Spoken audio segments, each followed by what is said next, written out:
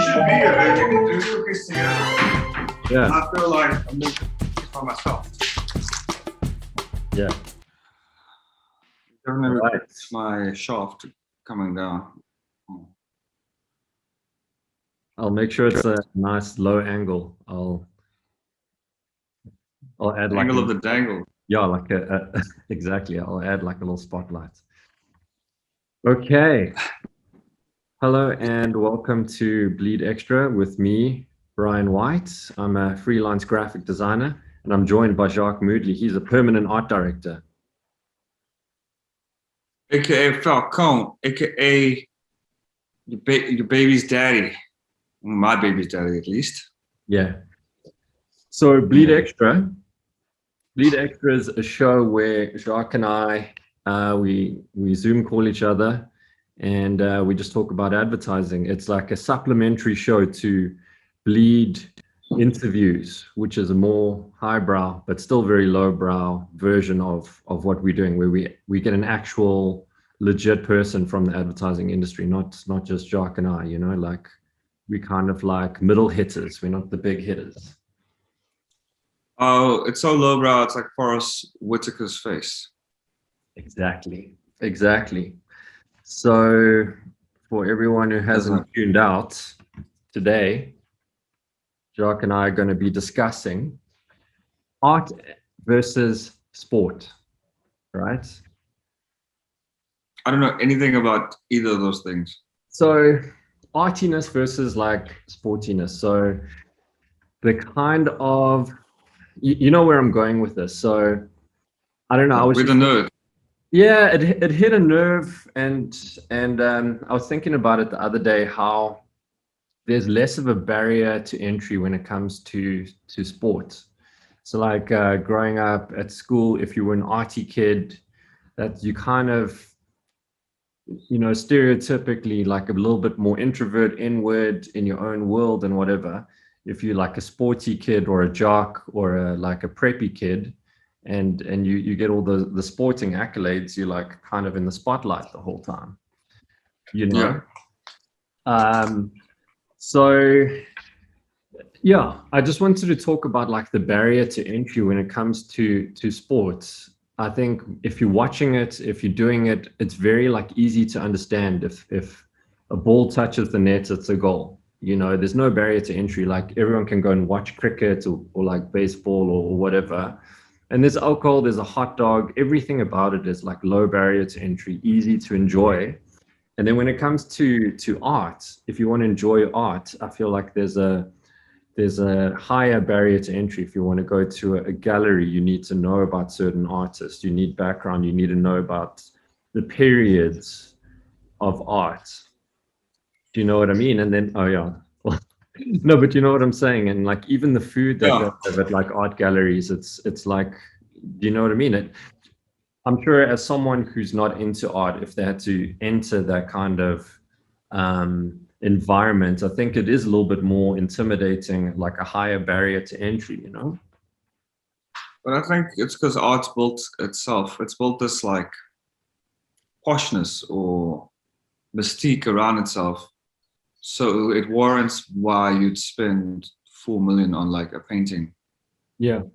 Because it has to be highbrow. It has to have the elitist of the elite coming to view it, so it stays in that like category of, you know, art was on the streets. And I think Banksy did an experiment where he like sold his artwork on the street to kind of prove that if it's not in the gallery, people just don't take it seriously. And like people walked away with Banksys for like $20, like real Banksys. Yeah.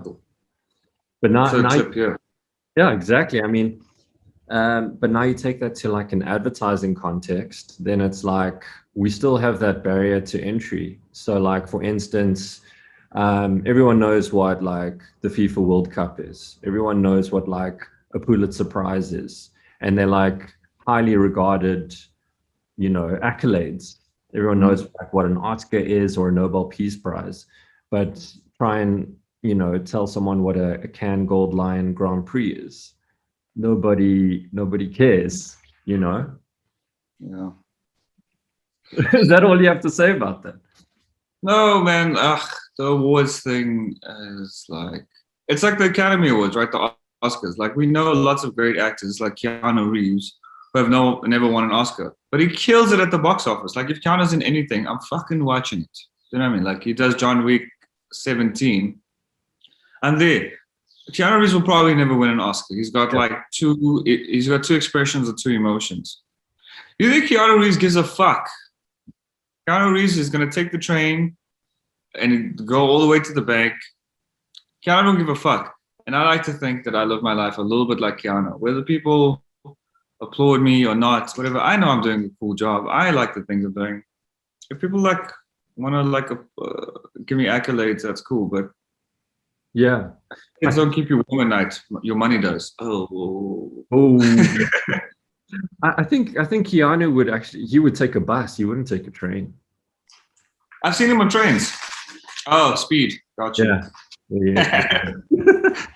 But okay, like to give you an example, I think what I'm talking about is just that barrier to entry where it's like even growing up. So forget about like making it and studying and becoming a full-blown artist. It's kind of like even in primary school, it's like trying to explain people, yeah, I went for after school art class and this is what I did. And, if you tell someone I kicked the ball into the back of the net, everyone's like, that's amazing, you know? But here's an example. So it's kind of like if you do like a Nike campaign, right? And you're telling your mates about it. And there'll always be someone at the party who will be like, yeah, but did you know that Nike are like this massive corporation and they've got sweatshops in India and China and that's That's you. You're that kid. You're that person. yeah. No, but No. I mean, they'll say that, and then they'll be like, "Oh wait, the soccer's back on," and they're watching Cristiano Ronaldo, who's sponsored by Nike, and then it's like there's that, just because he's in sport, he's revered, and let's face it, he's a walking advert for Nike. But I mean, that goes out the window. But then it's like, oh, you work in the advertising industry, you guys are like terrible guys.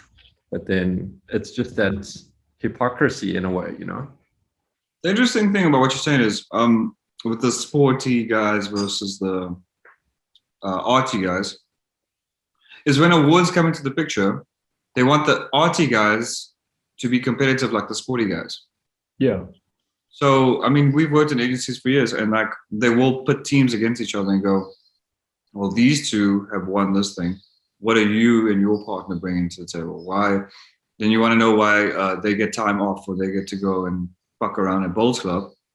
What are you and your partner doing? And they're making the arty guys be competitive like the sporty guys. And we're not those fucking guys. Man. We don't give a fuck. We're arty. We're escapist and we're imaginative and we want to like heal the world.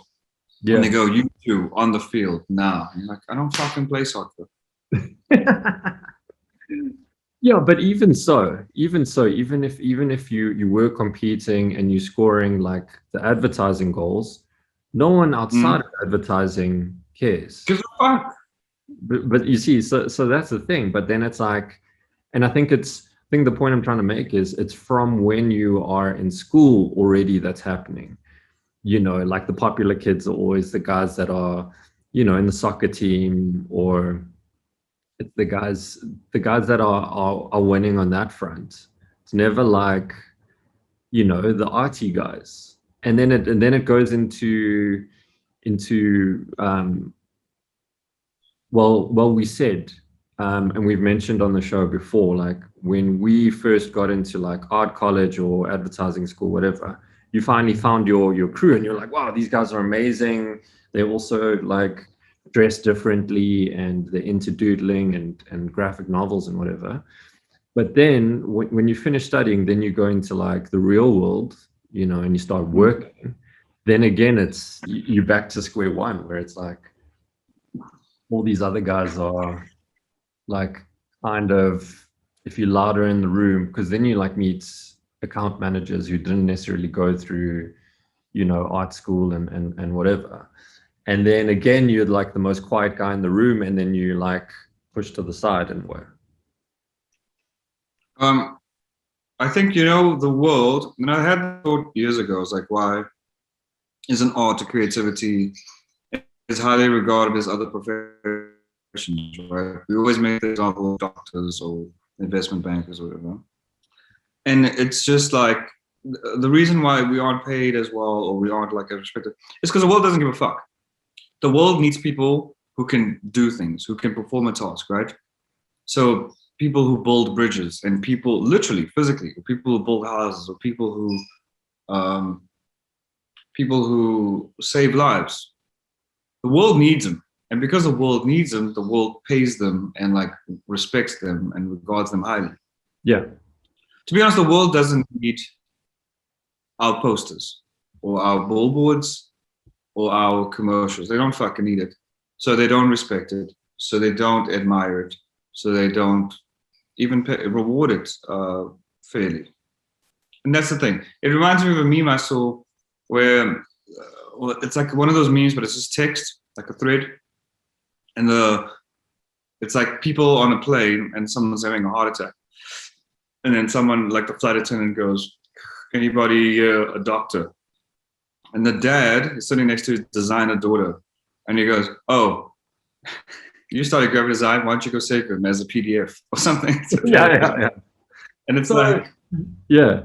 our parents like respect what we do. They're just like, you could have fucking been a doctor or whatever. You want to go save people as a PDF.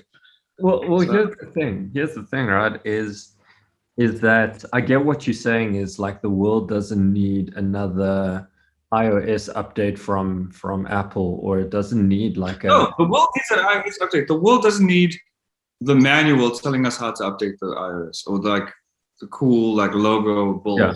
They don't fucking care. I want my phone to work properly. Well, like a new pair of Nike sneakers. I get what you're saying, right? But I think the point I'm trying to make is that although we don't need it, the way society is structured, I think we're very necessary. You know, without any kind of communication, how is a doctor going to get more patients if they're like a psychologist?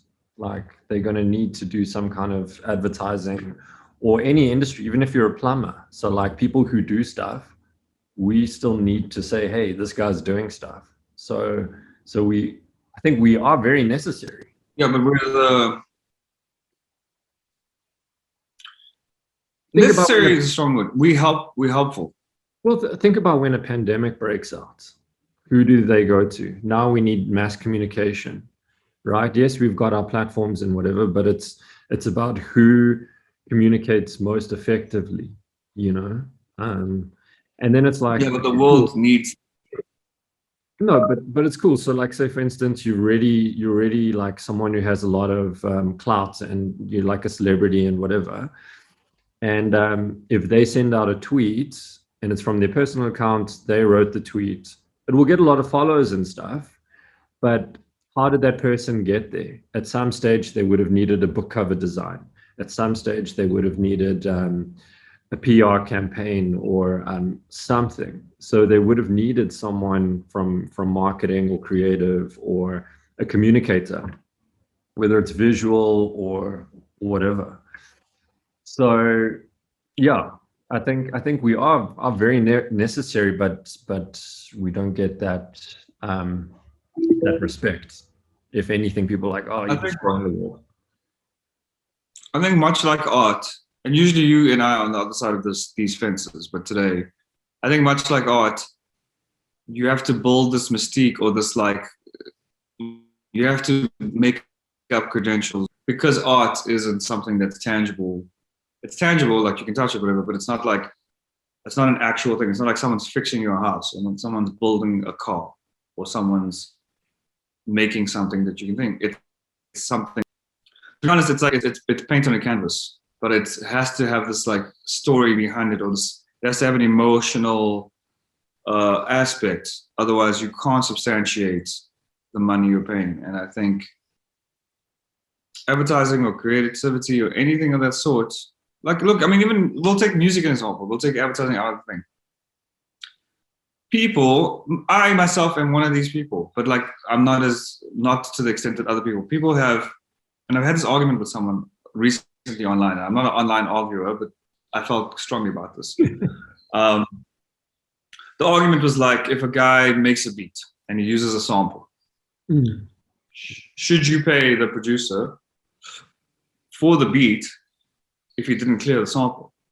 Yeah. And my argument was, whether he cleared the sample or not, and that's like the sample thing's a whole nother discussion, but whether he cleared the sample or not, he took time, he learned the software, he learned what makes a good beat, he learned the swing, he learned how to change the velocity, he learned how to mix the track, he learned where to chop the sample, he learned all of that. So for years and years and years, he's studied how to make this beat.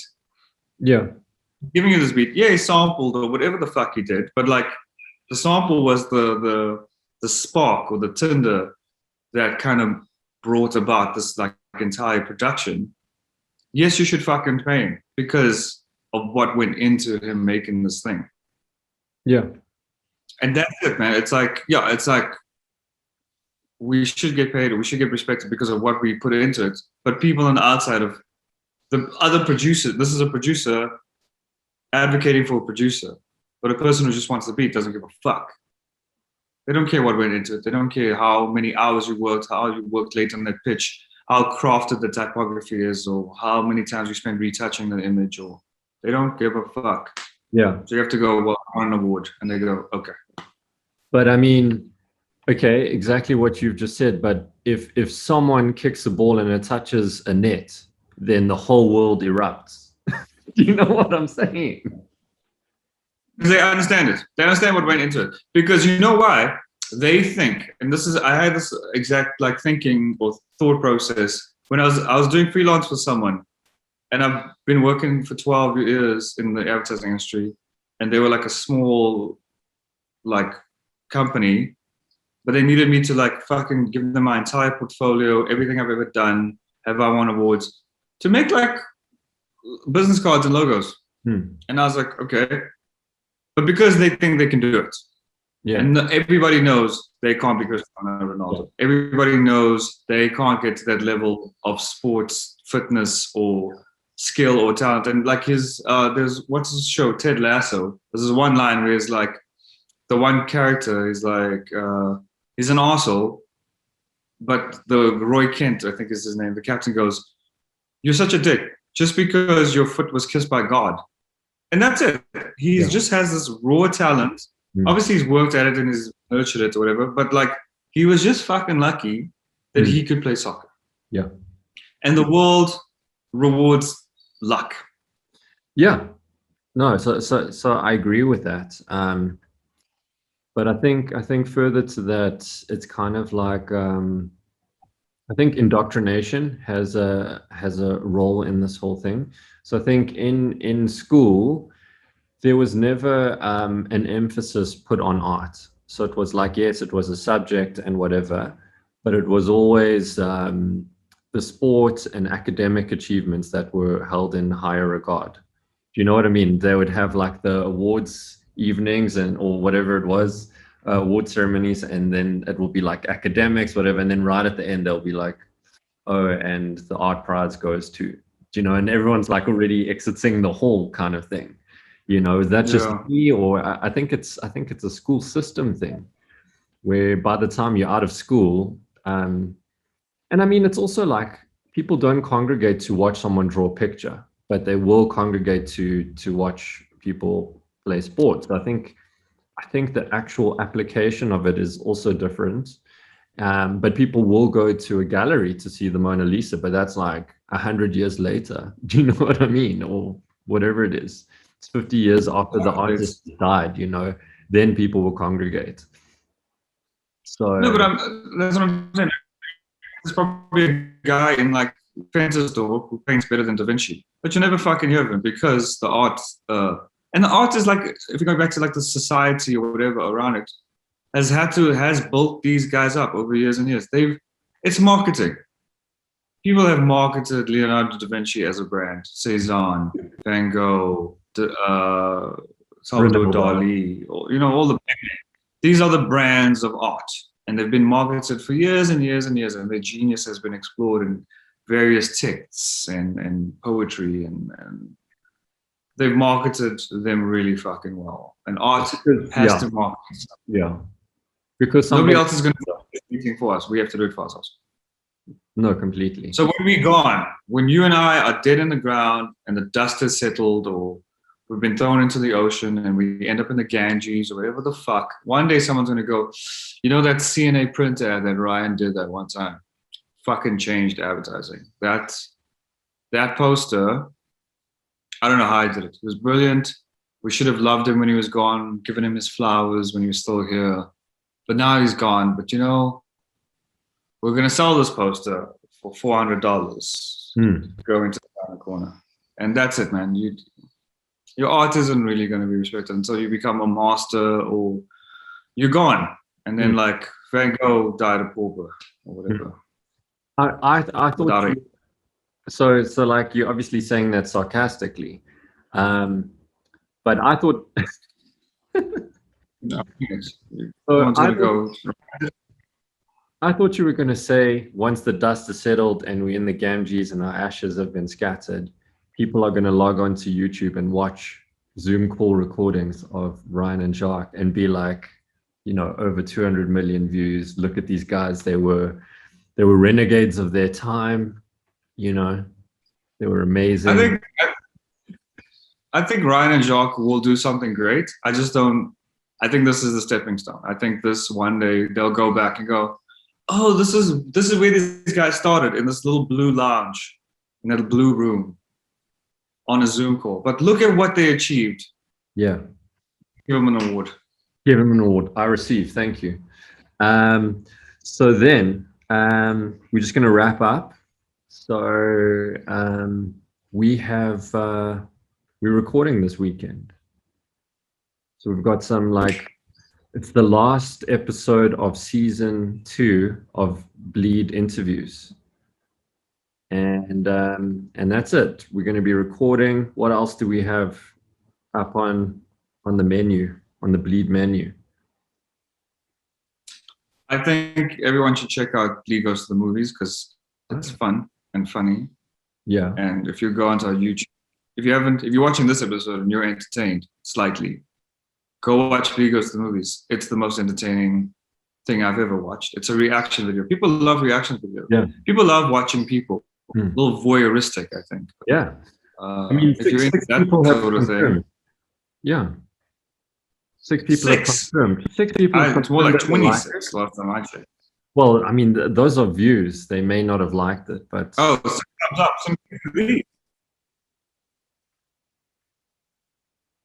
Yeah.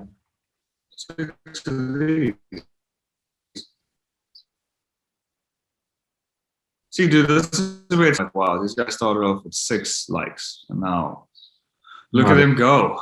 Now they've got 16. Before we get to the Ganges. Yeah. And then, check our site out. It's bleedadvertising.com. And Instagram, bleed_advertising. And what else do we have out there? That's about it. And we'll see you next week. Email us at bleedadvertising@gmail.com because even spam, just send us like promotional things. Like get 50% off your next purchase at Superbalist. Yeah. Even like Nigerian